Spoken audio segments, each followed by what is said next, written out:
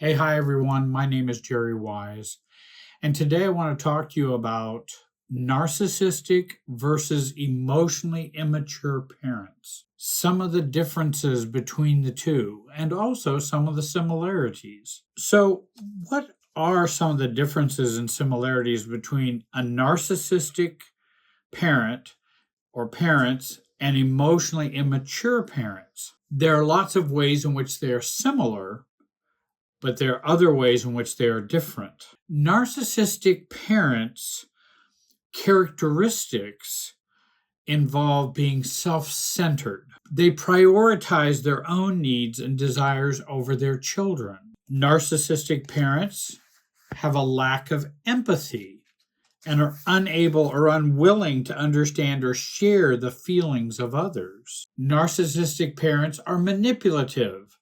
They use gaslighting and control tactics to dominate their family and others. Narcissistic parents tend to be grandiose. They have an inflated sense of their own importance and seek admiration from others. Narcissistic parents do not offer unconditional love, they offer conditional love.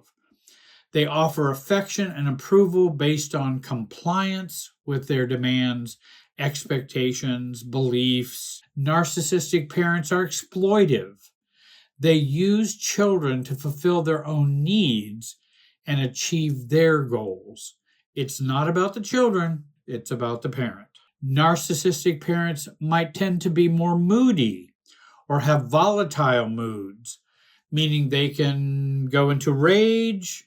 They could go into self-pity, they could go into depression, then they could come back and be domineering, angry.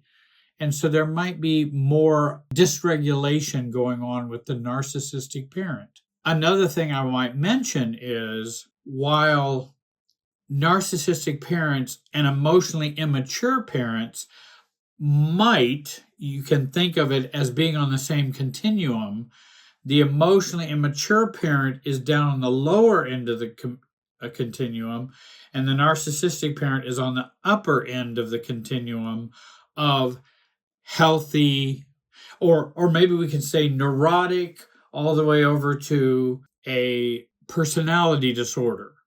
And neurotic and personality disorder are not the same thing. And I think for emotionally immature parents, they tend to be more neurotic rather than having that personality disorder, though some of their behaviors may look like narcissistic parents. So let's talk about emotionally immature parents' characteristics. They seem to be more childlike in behavior or kind of immature in behavior. They exhibit behaviors and emotional responses more appropriate for a child. Emotionally immature parents will often behave in an inconsistent way, often unpredictable, swinging between overly involved and maybe overly neglectful. Emotionally immature parents might also be more overwhelmed by their emotions. If you notice, for the narcissist, they don't get overwhelmed by their emotions, they just get intense in their emotions. An emotionally immature parent would tend to get more overwhelmed with their emotions because they struggle to regulate their own emotions, leading to frequent outbursts or withdrawals. So you can have people who both have outbursts, but for different reasons and as a result of different mechanisms. Emotionally immature parents tend to be more dependent, and they may rely on their children for emotional support or decision making. That's somewhat unlike the narcissistic parent. Emotionally immature parents, EIP, or emotionally immature parents, tend to be and have limited insight, have difficulty understanding their own behaviors and their impact on others. Whereas I would say for a narcissistic parent, they may have no insight at all. An emotionally immature parent will have maybe some difficulties with their insight. Emotionally immature parents also tend to avoid responsibility. They tend to avoid taking responsibility for their actions and may deflect blame onto others. Whereas maybe, a narcissistic parent doesn't tend to avoid responsibility. They don't even think it was their responsibility. And they know for sure it was your fault and had nothing to do with them. Do you hear the difference between the emotionally immature and the narcissistic parent? What are some key similarities between narcissistic parents and emotionally immature parents? Both of them can rob you of a healthy sense of self. They tend to be more enmeshing. Narcissism is enmeshing, and emotionally immaturity is enmeshing. They tend to experience poor boundaries or don't have boundaries. They also tend to have a role reversal. In other words, it's easy for them to reverse the role. Though they may be the parent, they may blame you like you're the parent. And both of them could do that. They are also trapped in the family superself, which is the previous generation's programming that they are trapped in. And they both are. So, what do we have as an experience from these type of parents? We end up with low self-esteem, a feeling of worthlessness due to constant criticism and conditional love, because love is put out there and then pulled back, put out there and pulled back. That's more the emotionally immature parent. For the narcissistic parent, they will love bomb, which may not even have any truly love to it, but they will love bomb and then they will be critical and angry and love bomb and then pull it back. We then can experience also perfectionism as a result of these type of parents that we may have, because each have a strong pressure to meet high expectations and to avoid failure. We also can experience people pleasing. We end up with an overdeveloped sense of duty to please others at their own expense, or to please others so we won't get the narcissist's wrath or the emotionally immature parent's disapproval. We also can experience and have guilt and shame, and lots of it.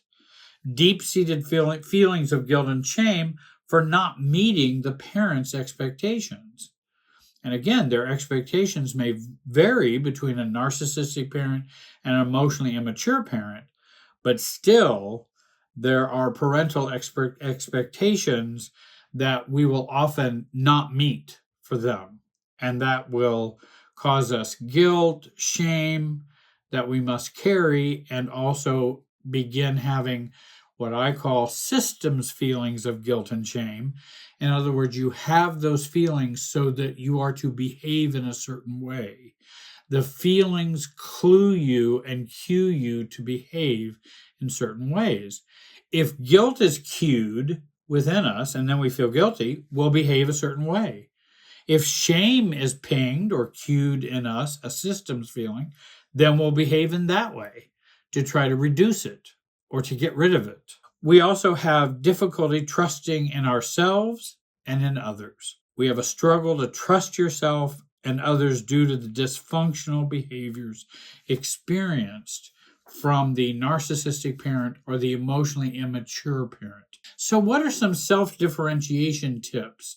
What are some things that we can do to recover and get healthy and begin to work on separating ourselves emotionally from the dysfunction of the emotionally immature parent and the narcissistic parent? Because for both of them, we need to focus on building the self we were never allowed to have. That is critical. Second of all, we want to begin to de-enmesh from them, emotionally detach from them, and to work on that emotional detachment so we begin to have better inner boundaries. And then we can also begin to think about and set up external boundaries. I think if anyone who's attended Al-Anon or even AA, you know how much work goes into detachment.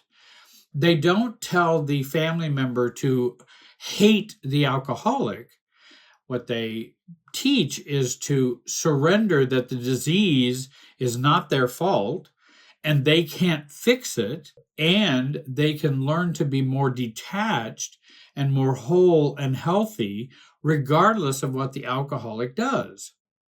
And again, I think that inner work is so important, especially if you had parents who were narcissistic or emotionally immature. Thirdly, don't change them for you, and don't change you for them. When we do those changes, and when we shift and adapt and change in that way, we'll either try to change them or try to change me so that they will be different.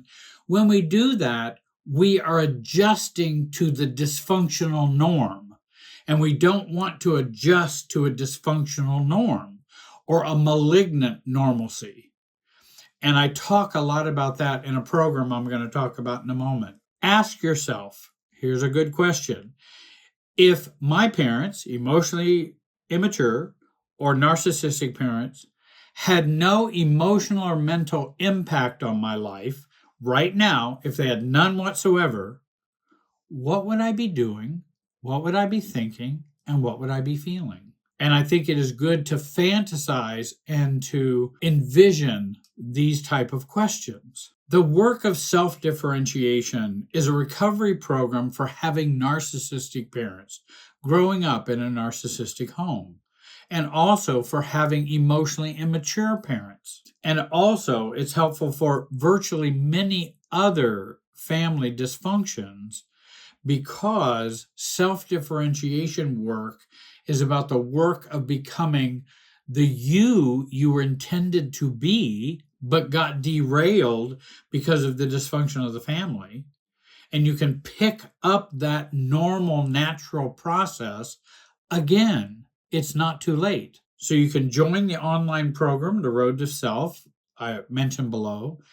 Or you can start with the free training, 84 minutes, free, doesn't cost you anything, and do some learning as a gift to you from me. And you can join the community of those finding freedom and healing through the work of self-differentiation. I hope that you will subscribe, comment, and like this video. I want to thank you for joining today, and thank you for watching me. Have a great day, and be wise.